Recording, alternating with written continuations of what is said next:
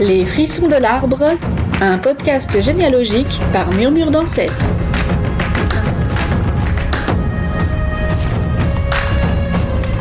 Challenge à Z, première partie.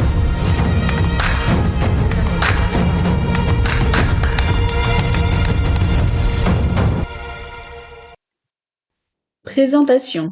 C'est l'heure du challenge à Z. Ce défi dure tout un mois. Tous les jours, hors dimanche, un article est publié avec l'alphabet en fil rouge.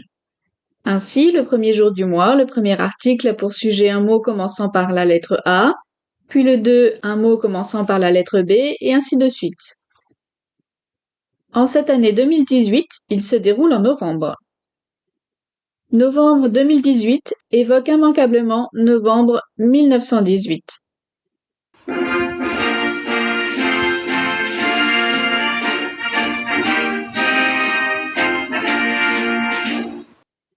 C'est donc l'occasion d'évoquer le centenaire de la Grande Guerre. 4 ans de guerre. J'ai choisi un soldat parmi d'autres, si ce n'est qu'il a la particularité d'être mon arrière-grand-père. Les fidèles du blog Murmure d'Ancêtre savent sans doute que depuis juillet 2014, j'ai reconstitué son parcours pas à pas. D'abord via un compte Twitter, ouvert à son nom, Jean-François Boramichaud 1418, avec un ou des messages tous les jours. Puis sur le blog Murmure d'Ancêtre, où chaque fin de mois, je faisais une publication réunissant tous les tweets publiés, notamment pour ceux de mes lecteurs et lectrices qui ne sont pas abonnés à ce réseau social. Parce qu'au bout de 4 ans, je ne me suis toujours pas habituée à l'horreur et à l'absurdité de ce que ces hommes ont vécu, le challenge à Z me semblait naturel pour clore ce travail entrepris en 2014. Cette démarche, je l'ai commencée sur un coup de tête, et je dois bien l'avouer, dans l'inconscience et l'ignorance de ce que j'allais découvrir et vivre par reconstitution interposée. Et par un étrange jeu de miroir, toute proportion gardée, bien sûr, un peu comme ces hommes, finalement, qui, eux aussi, se sont embarqués dans une aventure dont ils ne soupçonnaient pas l'ampleur et les conséquences sur leur vie. Comme un ultime hommage, je dédie donc ce challenge à Z à Jean-François Boramichaud et à tous ces soldats qui ont combattu pour leur pays. Un hommage pour leur courage, pendant et après le conflit, parce qu'ils ont bien dû vivre avec leurs souvenirs, ce qui n'a pas dû être facile tous les jours. Un hommage pour les blessés, les amputés, les gueules cassées, les traumatisés. Un hommage pour les fusillés pour l'exemple, bien souvent de pauvres gars qui n'en pouvaient plus de ces combats absurdes. Un hommage pour les trop nombreux morts pour la France. Un hommage enfin pour leurs proches à tous, à eux à qui l'on a juré que ce serait la der des der.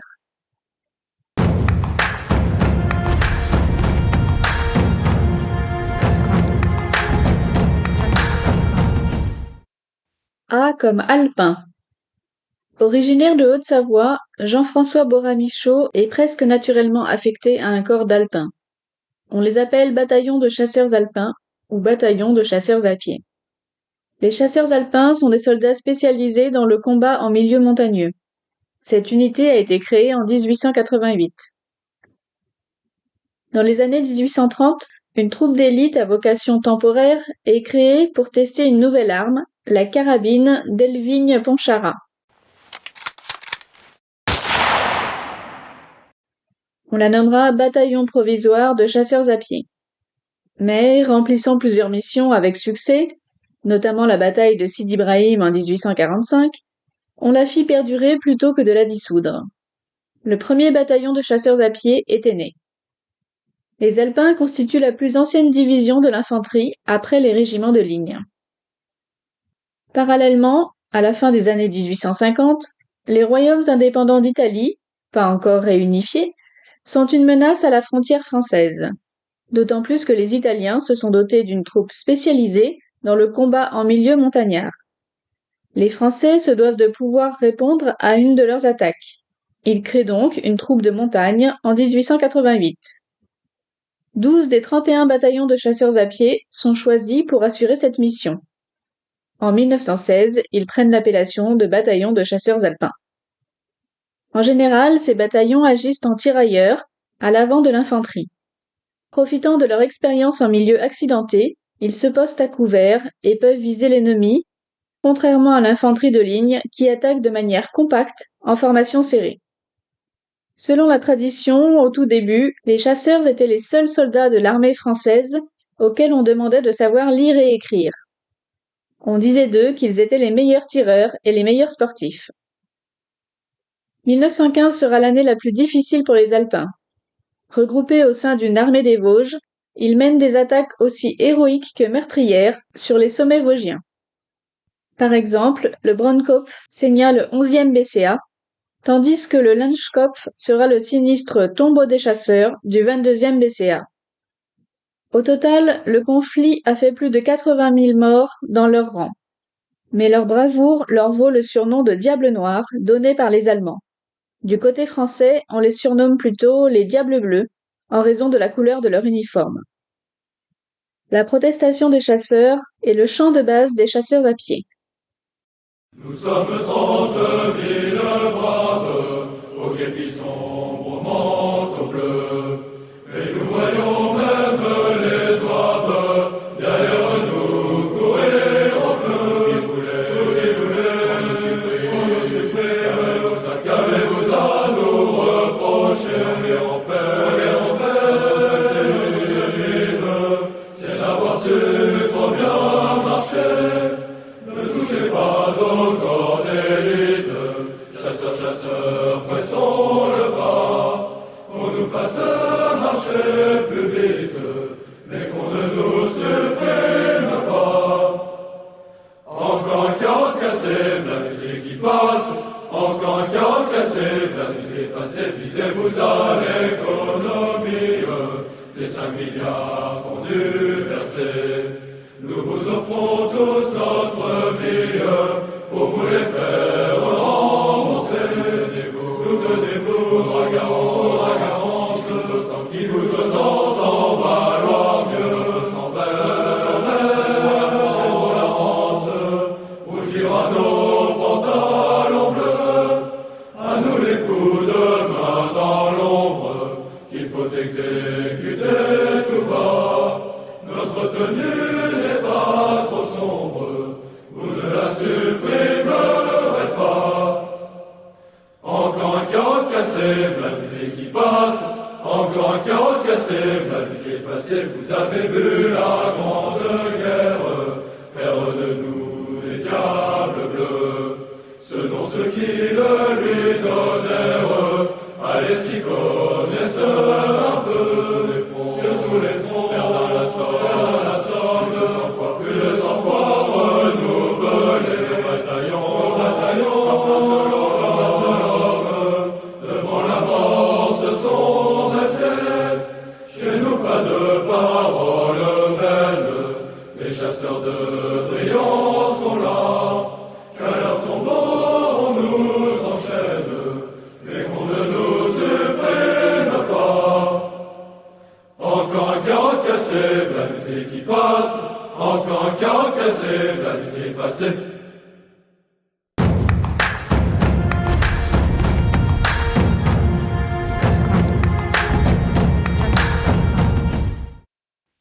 B comme bataillon. Pour sa première affectation en 1915, Jean-François Boramichaud est envoyé au 23e bataillon de chasseurs alpins, 23e BCA. Il y restera jusqu'en septembre 1916, 20 mois, puis passera au 51e jusqu'en juillet 1918, 21 mois, et enfin un court passage au 54e jusqu'en septembre 1918, 2 mois. Et terminera la guerre dans un régiment d'artillerie lourde, le 84e, 3 mois. Première affectation hors du corps des Alpins.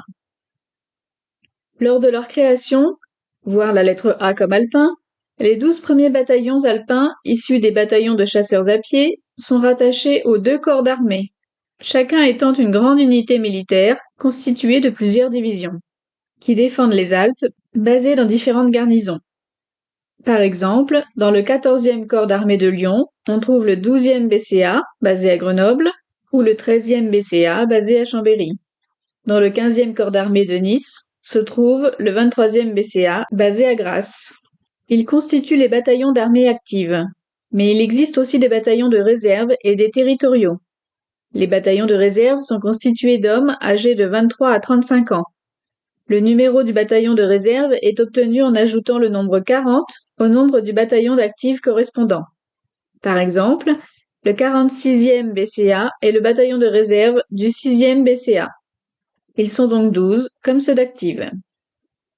À ces bataillons s'ajoutent les bataillons de chasseurs alpins de l'armée territoriale, BCAT, constitués d'hommes âgés de 35 à 45 ans. Il s'agit de 7 bataillons numérotés de 1 à 7.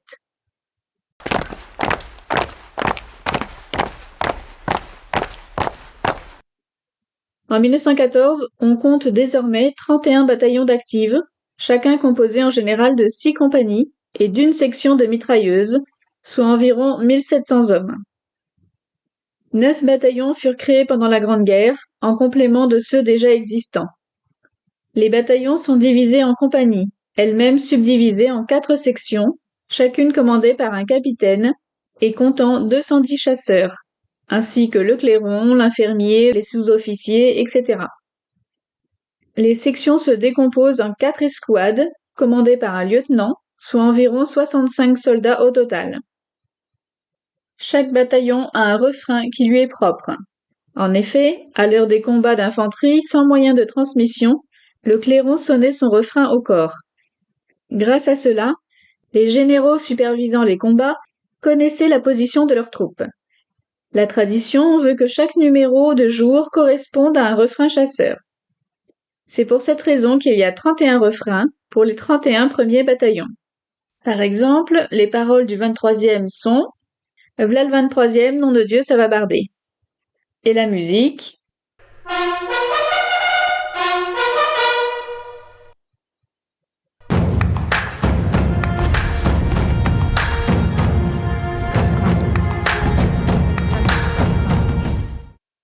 C'est comme costume alpin. L'uniforme des alpins, appelé tenue chez les chasseurs, comprend la tarte, avec son insigne d'arme. C'est un béret, c'est-à-dire une coiffure souple en laine tricotée et feutrée, circulaire et plate, généralement garnie d'une couronne intérieure en cuir d'origine béarnaise. Il est adopté comme coiffe des chasseurs en 1891. La tarte devient vite l'emblème des chasseurs alpins.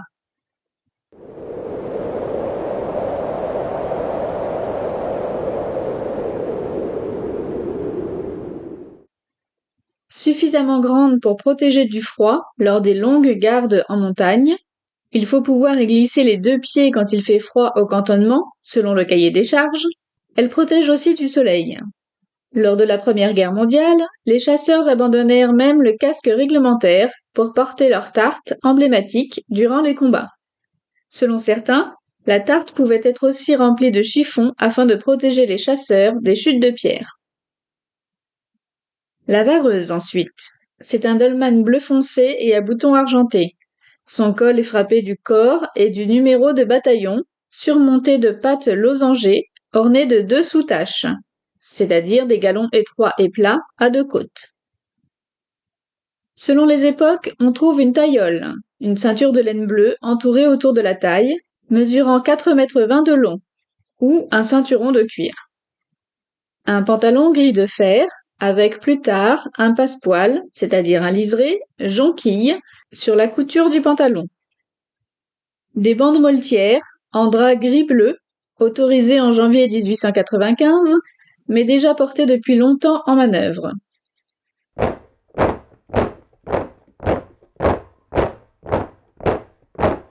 De solides brodequins à semelles débordantes et à clous adaptés aux manœuvres montagnardes. Sur la semelle est gravée la lettre d'identification de la compagnie. Une ample pèlerine à capuchon qui permet de s'envelopper dans le bivouac.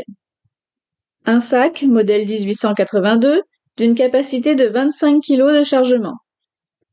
Un bâton en merisier, également ferré, appelé alpenstock, c'est une canne se terminant par un fer de section carrée, initialement fourchu, et permettant d'y appuyer l'arme pour faciliter le tir, puis simplement à bec recourbé. Un piolet, une corde et des raquettes à neige. L'insigne distinctif des chasseurs est le cor de chasse. Il est porté sur la tarte, les pattes d'épaule et les insignes de bataillon. Il est hérité de l'infanterie légère du Premier Empire. Il existe de légères différences selon les bataillons. Ainsi, la fourragère du 23e BCA est aux couleurs de la Croix de guerre de 14-18.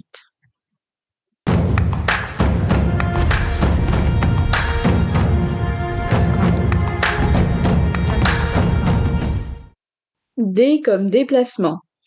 Parti de Haute-Savoie, Jean-François commence son périple par l'entraînement à la caserne, probablement celle de Chambéry. Lors de sa première affectation avec le 23e BCA, il est envoyé dans les Vosges. Il y connaîtra différents lieux, soit en première ligne, soit en cantonnement à l'arrière. Avec son nouveau bataillon, le 51e, il rejoint la Somme, puis la Picardie, la Meuse, la Marne, les Ardennes. Ils sont finalement envoyés en Italie, avant de rentrer en France. À nouveau la Somme, le Nord, l'Oise, l'Aisne, et la Somme encore une fois. Les déplacements de courte distance, entre cantonnement et première ligne, sont effectués à pied, parfois dans des conditions pénibles de froid et de neige, durant la période vosgienne par exemple.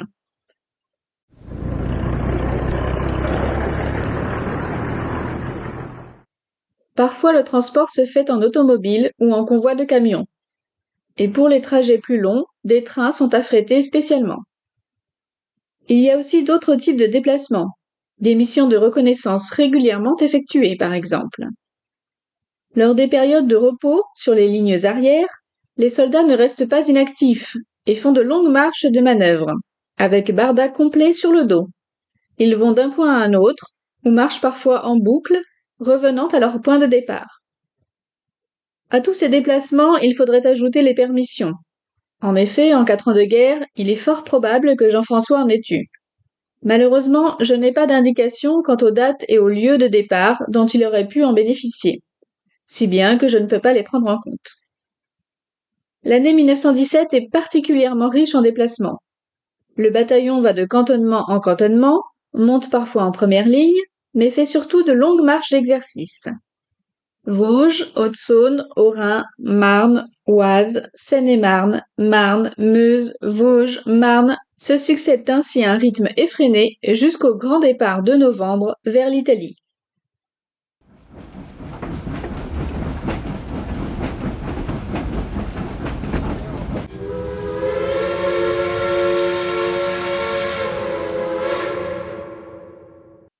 Parfois les déplacements sont difficilement compréhensibles, comme cet aller-retour italien.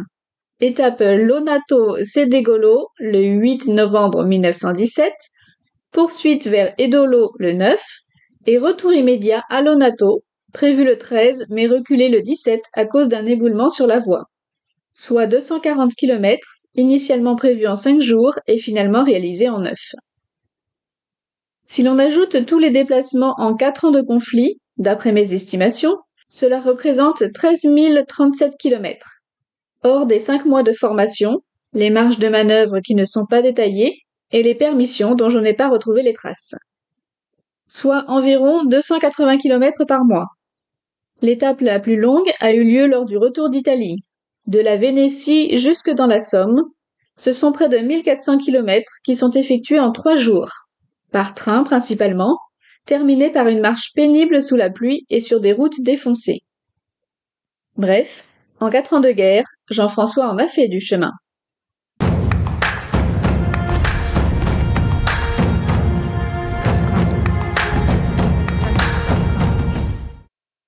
E comme élément de description. La fiche matricule donne un certain nombre de renseignements sur le soldat. Son nom, prénom et surnom éventuels. Son état civil, date et lieu de naissance. Résidence et domicile.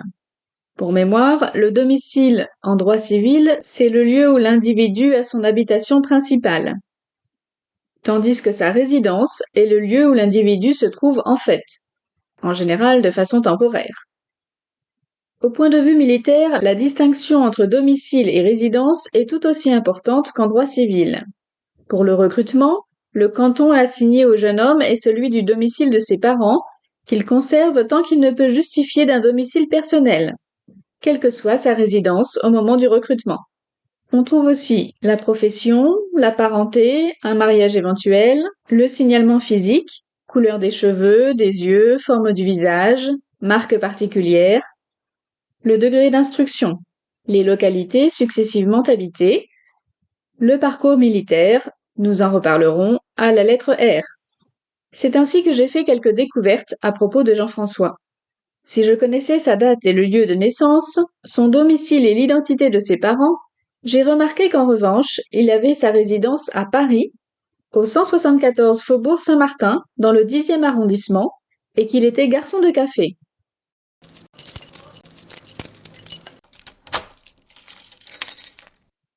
Mais son domicile étant toujours en Haute-Savoie, il fut recensé militairement parlant dans les Alpes. À ma connaissance, après la guerre, il ne revint jamais au Faubourg Saint-Martin et changea de métier. Sur la fiche principale, la partie dévolue à son signalement a été très peu remplie. Je sais juste qu'il était roux aux yeux châtains. Cependant, la fiche contient plusieurs retombes, des petits papiers collés parce que la case d'origine était trop petite. Or, au verso de l'une d'elles, on retrouve un extrait de sa fiche matricule. Un double, un brouillon? Et là, surprise, on voit qu'il avait le front droit et le visage ovale. Et dire que je ne me suis aperçu de ces détails que 4 ans après avoir reçu le dit document. J'ignore son degré d'instruction. Cette partie n'est pas remplie, hélas. Après-guerre, il naviguera entre Aubonne, Val d'Oise, Samoin, Haute-Savoie, retour à Aubonne et enfin Paris. Sa fiche signale encore qu'en 1924, il était camionneur. Par ailleurs, et là encore je viens seulement de m'en apercevoir, comme quoi on ne lit jamais vraiment à fond les documents qu'on a sous les yeux, il est mentionné qu'en 1937, il est classé affecté spécial au titre de la Société des matières colorantes et produits chimiques de Saint-Denis, située rue des Poissonniers à Saint-Denis, comme ouvrier spécialisé en produits chimiques. Cette usine est née de la fusion en 1881 de l'usine d'Alsace qui produisait de l'aniline et des dérivés de la houille servant à la teinture, avec les établissements Poirier, fabricant des produits chimiques. Elle a fermé ses portes en 1965. Comment un fils de cultivateur, anciennement garçon de café, puis camionneur, s'est-il retrouvé à travailler comme ouvrier spécialisé pour une usine utilisant des produits chimiques tels que la soude, des engrais, des nitrates et diverses matières colorantes?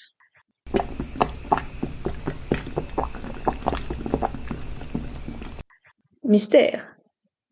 Quoi qu'il en soit, il a quitté ce poste au moins en 1946, car alors une autre source m'indique qu'il entre à la Société anonyme des pneumatiques Dunlop. Mais ceci est une autre histoire.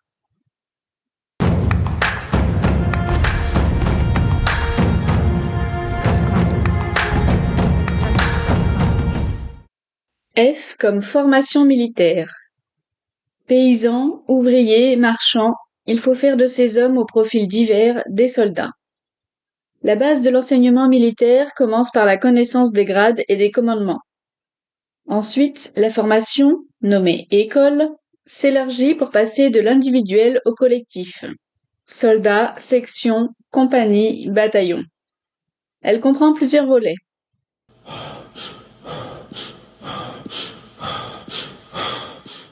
L'éducation physique est évidemment primordiale dans la formation du futur soldat. Pour ceux qui en sont capables, s'y ajoute la gymnastique d'application, constituée par des applications militaires et sportives, destinées à surmonter les difficultés rencontrées en campagne. Et enfin, pour les élites, la gymnastique de sélection, qui comprend certains exercices spéciaux, aux agrès par exemple, et certains sports exigeant des facultés particulières. Chaque recrue dispose d'une fiche individuelle de gymnastique où sont notées ses performances à la natation, au saut, à la course, etc. Les manœuvres sont le second volet de la formation militaire. La mise au garde à vous, au repos, la marche, pas de gymnastique ou pas cadencée, les positions du fusil, à l'épaule, au repos, etc. Les positions debout, à genoux, couchées.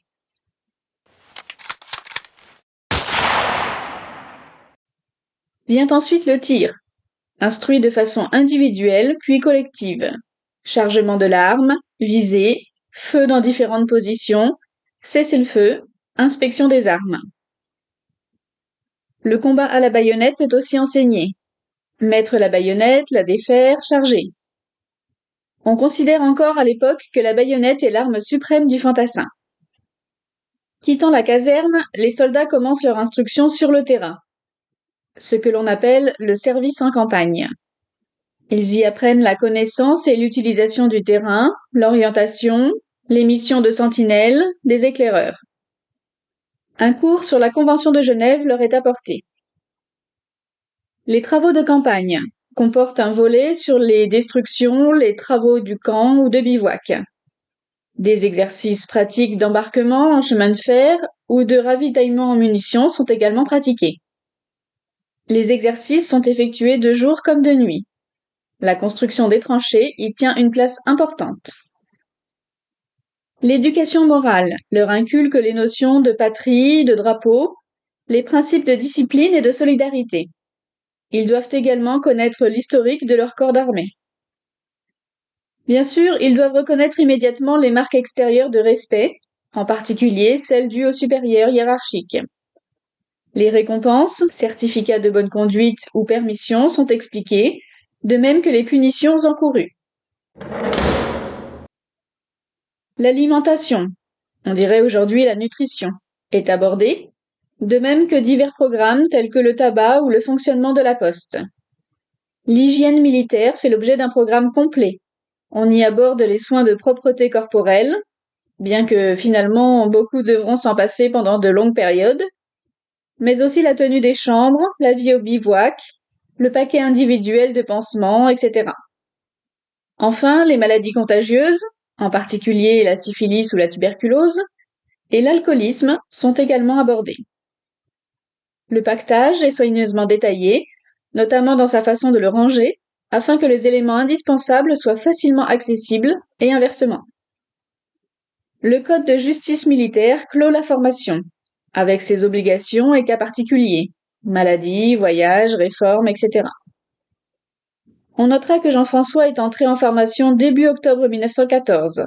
Ces classes auraient dû durer 6 mois, mais elles ont été écourtées d'1 mois. En janvier 1915, l'armée se considérait déjà en manque d'hommes et a fait abréger les formations militaires pour remplacer les nombreux soldats morts sur le front.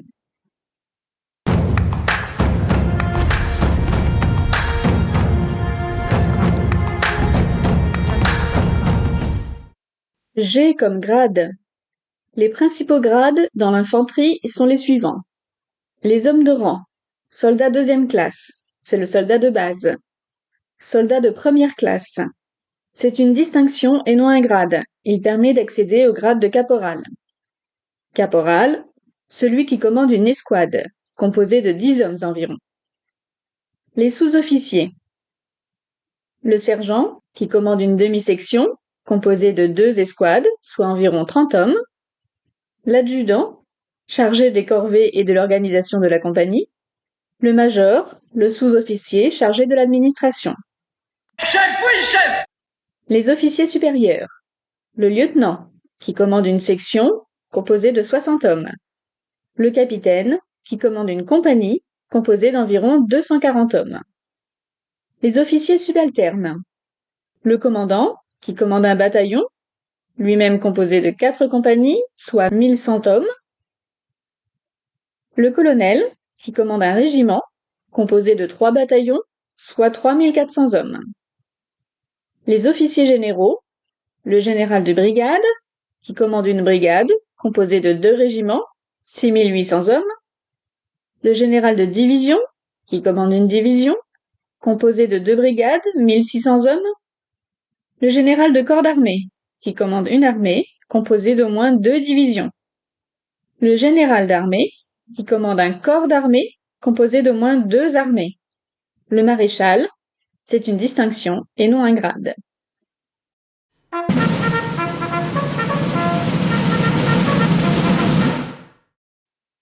Jean-François est resté toute la guerre un soldat de deuxième classe. Le soldat de deuxième classe constitue la base de la hiérarchie militaire française. Il se situe au-dessous du premier grade, qui est caporal. Il peut obtenir la distinction de première classe, qui n'est pas un grade de l'armée française, mais une distinction attribuée aux hommes de rang. Naïvement, je pensais que le grade de caporal pouvait s'obtenir à l'ancienneté, en particulier lorsque tous les gradés étaient morts sur le champ de bataille et qu'il fallait bien quelqu'un pour mener les troupes lors des assauts. Je pensais donc logiquement que Jean-François, ayant passé 4 ans aux armées, aurait eu cette promotion, puisqu'il n'a semble-t-il pas démérité. Lui-même a reçu une médaille, et les bataillons auxquels il a appartenu ont souvent été cités pour leur bravoure. Pour en savoir plus, voir la lettre M. Cependant, rien de tel. Depuis les lois Gouvion-Saint-Cyr et Soult de 1818 et 1832, le statut des officiers est précisément défini. Le grade est la propriété de son titulaire, qui ne peut pas en être dépossédé, hormis dans quelques cas très limités, démission, perte de la qualité de français et certaines condamnations. La nomination au grade d'officier se fait soit par accès aux écoles, Saint-Cyr ou Polytechnique, soit par nomination au sein du corps des sous-officiers, à condition d'avoir déjà 2 ans de grade. Cette procédure favorise les jeunes gens de bonne famille, bénéficiant d'utiles relations et qui ne souhaitent pas ou ne réussissent pas passer par les écoles. Pour devenir caporal, en plus de savoir lire et écrire, il faut maîtriser un socle de connaissances, service de place, service intérieur, etc. Et il faut avoir servi activement au moins 6 mois comme soldat dans un corps d'armée, selon l'article 1er.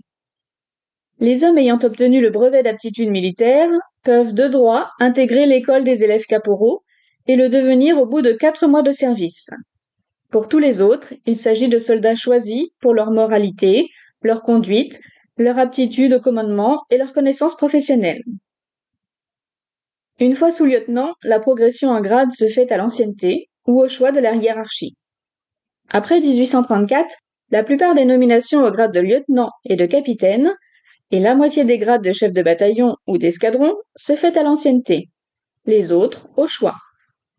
Au-delà, colonel et général, toutes les nominations sont au choix.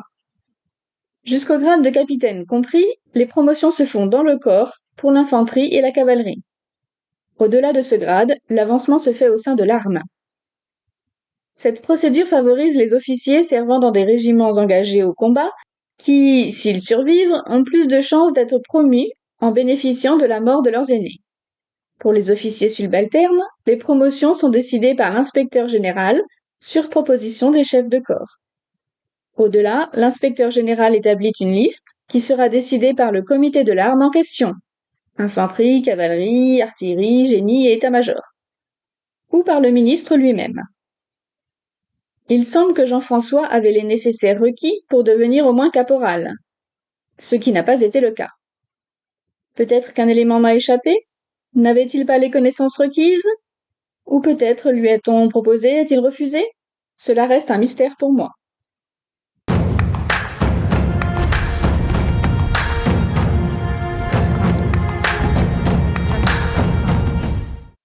H comme honneur.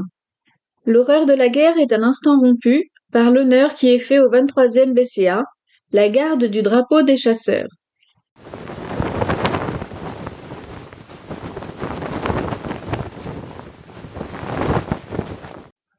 Ordre de bataillon numéro 14, daté du 25 juillet 1915. Chasseurs de la 4e brigade. Notre drapeau, le glorieux drapeau des chasseurs, est confié à votre garde pendant quelques jours. C'est un honneur qui vous rendra fier et aussi une récompense qui vous est due. Je n'ai pas besoin de vous dire ce qu'est notre drapeau, décoré de la Légion d'honneur, de la médaille militaire, de la croix de guerre, lambeaux héroïques de soie tricolore qui renferment dans leurs plis toute la gloire du passé, toute celle du présent. Vous avez, depuis un an de guerre, forcé l'admiration du monde par votre énergie, votre courage et votre abnégation. Réunis autour du drapeau des chasseurs, vous lui jurerez fidélité, vous ferez le serment non seulement de le défendre, mais encore de le conduire, coûte que coûte, au bord de ce Rhin que nous voyons d'ici, au pied des dernières montagnes vosgiennes. Et quand, votre tâche accomplie, vous défilerez sous l'arc de triomphe, au milieu des acclamations de la France entière, ne serez-vous pas récompensés de vos peines et de vos fatigues, en voyant flotter au-dessus de vos têtes notre glorieux étendard? signé Lacapelle. Et le général Puidraguin, commandant de la 47e division d'infanterie, y va aussi de son commentaire élogieux. La 47e DI a brisé la résistance des troupes d'élite que l'ennemi lui a successivement opposées et maintenu glorieusement la vieille réputation des chasseurs dont elle avait l'honneur de garder le drapeau. En effet, il n'y a qu'un seul et unique drapeau, commun à tous les bataillons et groupes de chasseurs à pied ou alpins. Autrefois, chaque régiment d'infanterie, composé de plusieurs bataillons, avait alors son drapeau. Cependant, à leur création, il n'existait pas de régiment de chasseurs, mais uniquement des bataillons. C'est pourquoi il n'y aura donc qu'un seul drapeau, symbole de l'unité et de la cohésion de tous les chasseurs. Ce premier drapeau fut remis par le roi Louis-Philippe d'Orléans lors d'une cérémonie qui eut lieu le 4 mai 1841. Il fut confié au 2e bataillon de chasseurs à pied pour tous les bataillons de chasseurs. Désormais, la garde en est confiée à tour de rôle et dans l'ordre croissant des numéros à chaque bataillon pour la durée d'1 an. Mais en 1915, le 23e ne l'a gardé que quelques jours. La passation se fait aujourd'hui au château de Vincennes, berceau des chasseurs, lors de la cérémonie nommée les Journées bleues jonquilles, référence aux couleurs de l'uniforme des chasseurs. Ce drapeau des chasseurs a reçu la Légion d'honneur pour avoir enlevé un drapeau autrichien en 1859 à la bataille de Solferino.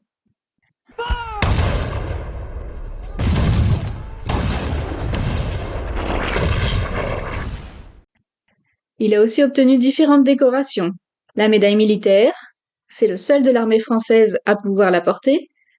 Médaille obtenue suite à la prise du drapeau du 132e régiment prussien, le 14 août 1914, par le 1er bataillon de chasseurs à pied à Saint-Blaise-la-Roche, dans les Vosges.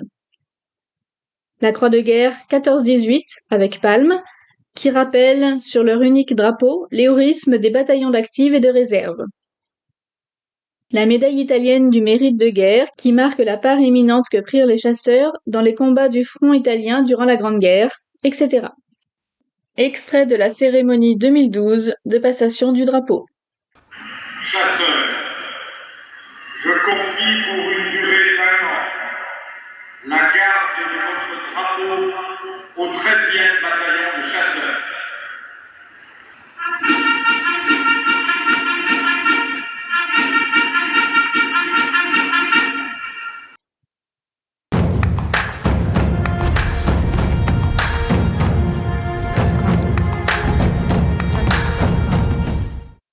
I comme Italie. Lorsque la Première Guerre mondiale éclate en 1914, l'Italie, qui jusque-là était alliée à la Triplice, Autriche, Hongrie, Allemagne, Italie, décide de rester neutre. Finalement, elle s'engage auprès de la Triple Entente, France, Russie, Royaume-Uni, en échange de la promesse de nombreuses concessions territoriales en cas de victoire. Les opérations italiennes resteront limitées à un front qui les oppose, la plus grande partie de la guerre, à l'Autriche-Hongrie. De 1915 à 1917, l'armée italienne, mal équipée et mal commandée, arrive néanmoins à pénétrer de quelques kilomètres en territoire ennemi, les Autrichiens restant en général sur la défensive. Cependant, à l'automne 1917, les Italiens subissent une cuisante défaite à Caporetto. C'est alors que le bataillon de Jean-François est envoyé en renfort sur le front italien, face aux Austro-Hongrois. Il participe à une vaste opération d'aide, composée de troupes françaises et anglaises. Du côté français, c'est la 10e armée qui est envoyée, avec des régiments d'artillerie, mais aussi différents bataillons de chasseurs alpins. Ceux-ci, habitués au combat à flanc de montagne, vont combattre l'ennemi sur les sommets qui surplombent la vallée du Piave, en Vénétie. Ils volent au secours de leurs homologues italiens, les Alpini, démoralisés après leur récent désastre de Caporetto. En décembre 1917, ils prennent le nom de Forces françaises en Italie. Les Anglais sont sous le commandement du général Plumer. Le 51e BCA, auquel appartient Jean-François, embarque de Champagne, où il était positionné début novembre 1917. Il est convoyé par train jusqu'à Turin, où les Italiens leur réservent un accueil chaleureux.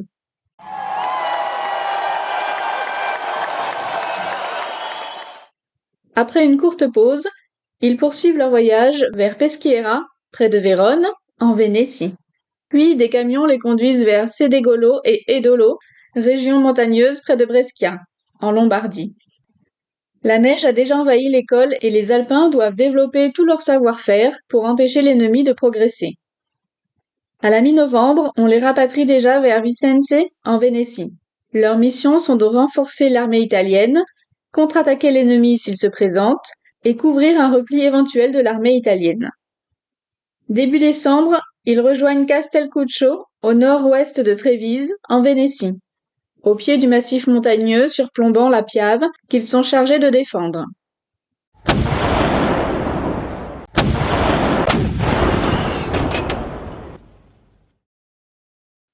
Pendant un mois, ils vont se battre férocement, sans cesse harcelés par l'artillerie et l'aviation ennemie, subissant de lourdes pertes.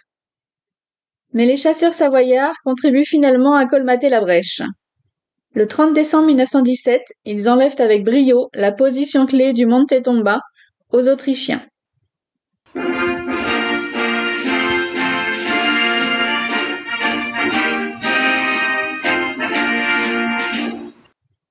Cette bataille mémorable vaudra au 51e BCA une citation à l'ordre de l'armée et une décoration de son fanion par le général Fayolle, alors commandant supérieur des forces françaises en Italie, voire à la lettre M.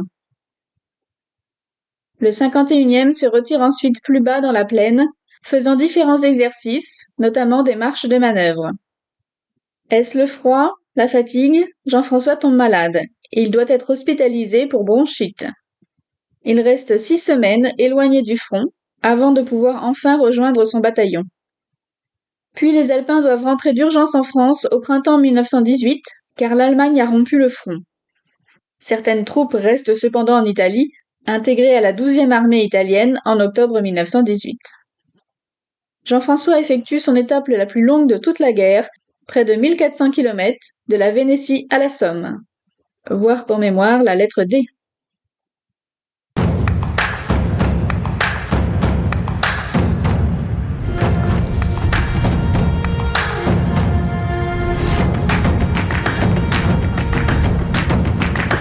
Retrouvez tous les podcasts et les articles sur le blog Murmure d'Ancêtres.